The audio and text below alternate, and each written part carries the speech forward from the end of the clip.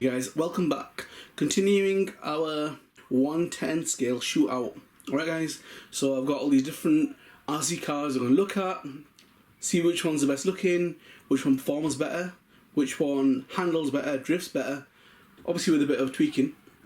But first, stock out of the box, how does it do?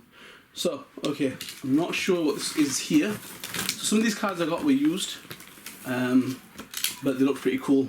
They're in very good condition, so let's have a wee look. Ooh. Alright, so there's a double bonus in this one, I think.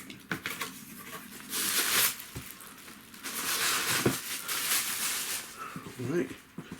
I've never seen like pink paper in there to keep the stuff moving about. Alright, so we've got some wheels, we'll have a look at them. Donut tyres. Oh, alright. And another type there. They were definitely Mercedes type wheels, aren't they? AMG, right? And the ones on it, from what I remember, looked pretty cool. So let's have a look at the little bad boy. This one doesn't have the decals on, from what I know, but it's got a light kit. You can see here, built in. All right. So looked pretty cool. Let's get rid of the box. See you later. Okay. Right, so yep, that's what we're dealing with right now, guys. Some of the Tamiya stuff looks pretty cool though. You know, they're like the Kyosho Mini Z's when it comes to the body shells. They've got some cool shells. They've been doing it for a long time. So yeah, so some of these have got the LEDs in there as a bit of a bonus. And this one should have an extra shell in there, which is pretty cool. So let's have a look. Ooh, high brightness LED. Be interesting, check that out. And there's the AMG DTM shell. Alright. So the thing with a lot of the Tamiya ones, obviously, if you don't know, you've got to build them up. They're in a kit form. But you can pay extra and get what's called the XB Expert Build, where they've been painted up and they've been built from the factory. So, yeah. That's what the layout looks like over there. I'm going to try it out brushed, see how it does. But really, guys, I mean, to bring something to life, it needs to be brushless, it needs to be a LiPo installed. So, yep. So these are the things that you're going to need to complete the car. Alright, so you're going to need your transmitter, servo, receiver, battery, and charger. Alright, and here's some hop-ups. And some guys have spent some cash on these guys, hopping them up, so don't really think I'll be doing that. You know, no, not really. I can't see myself doing it unless something really takes my fancy, but no, I don't think so. So these are the wheels. Let's have a quick look at these. Let's take one out and have a look. These feel like they're slicks. Yeah, they're slicks. Okay. So, yeah, I mean, you know, I suppose for brushed it's okay, but really hollow in the middle. And with a brush system, you'll be okay, but with brushless, they're going to balloon like mad. You can normally you can tell by pinching a wheel to see if it gathers up in the middle, it's going to balloon. But yeah, for the brush system, it should be okay. But I don't know, man. I'm looking to do some chases and stuff like that, so I'm going to see how things work out. The design of these are okay. It's another set here. These are slicks. They've got grips on them. Alright. And again, quite hollow in the middle. I don't think they were really built for brushless systems, but yeah. And that's like the 1/8 scale buggy design. Not really massive fan of that. I think there's some really cool wheels on that car though. So, without further ado, let's get into that car and have a look. Right. Let's go back. Back in time. Right.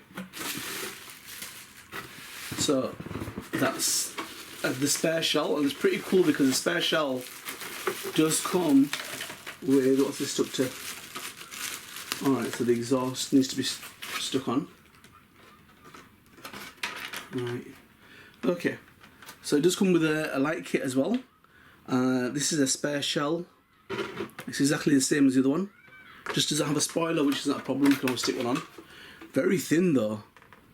The plastic on some of these on the sides. Whoa, that's going to need reinforcing.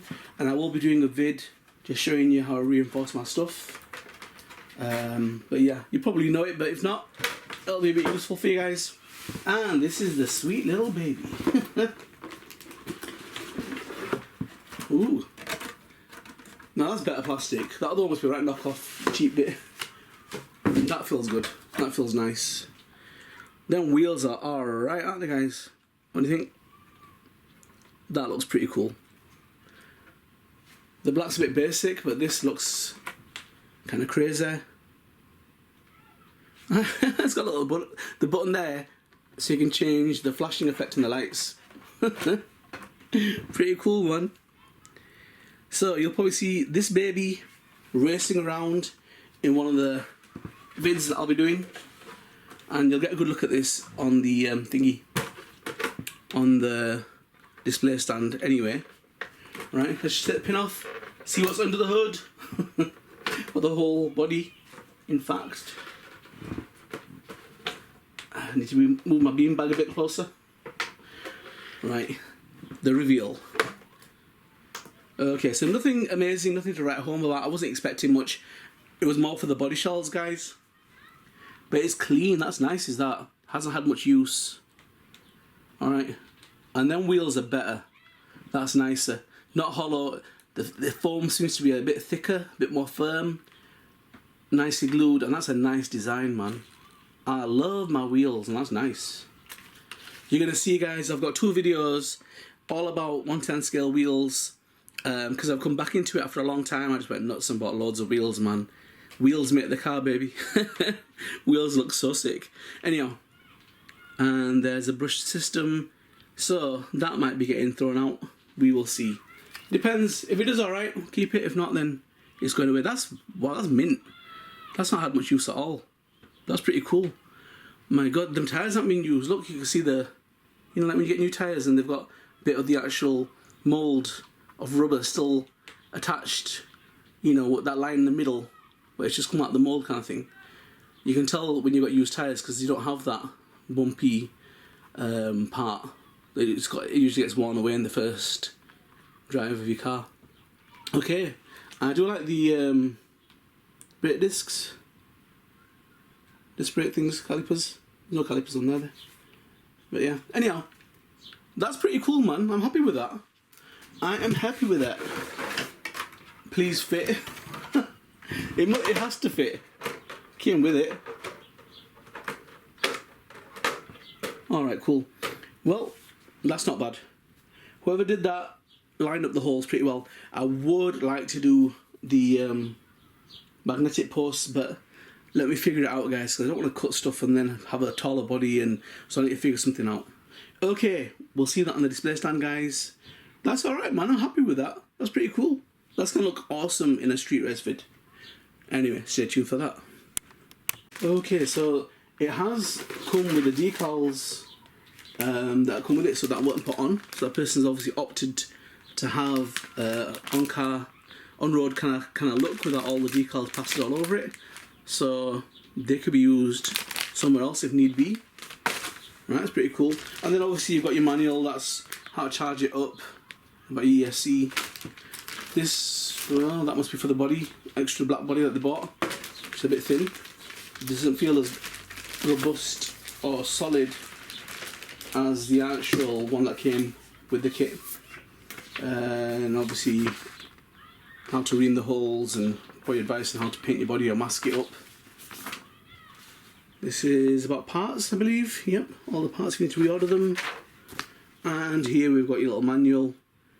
And so the TT01's like an old, it's been around a while, so it's quite a well-proven chassis. I don't know if it's evolved. I've got the TT02 that one unboxed as well, so we can have a look at that. But yeah, so you've got your exploded diagrams explaining how to change your spare gear, your motors, and all them different things, guys. So yeah, okay, cool. There's probably 1,000,001 videos about the TT01 on eBay, YouTube, so I'm not gonna go through all that stuff. But yeah, pretty cool. I'm going to probably keep that chassis out and compare it with the TT02, so we can have a look at what really changed on them, if we can notice anything. Cool, let's move on. Okay guys, so here we've got the Mercedes AMG DTM C-Class 2008, and this is the original version from that time.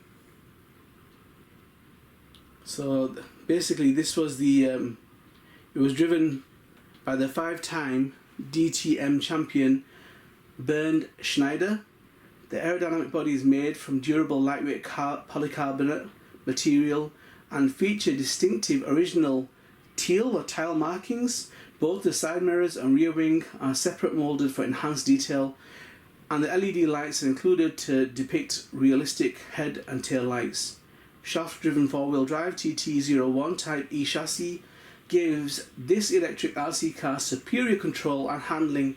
So the technical stuff, guys, the length is 460mm, the width is 185mm, and the height is 128mm. Okay. It's got the high brightness LED light unit included, and you can have 16 lights that can be lit up with that system, which is pretty cool. Some of the people that race these, drive these, prefer the older version, the TT01 to the TT02, and I think that's mainly because of the steering. There's less slop, it's more firmer, supposedly, in the TT01. I'll find that out, guys, but yeah, a lot of the people that have had both systems tend to think that's probably more robust and a better performer. I don't know. I thought things evolve as they go up through the different models, but cool. So the thing with these is, okay, I've just realised that if it's got Tamiya Grand Prix written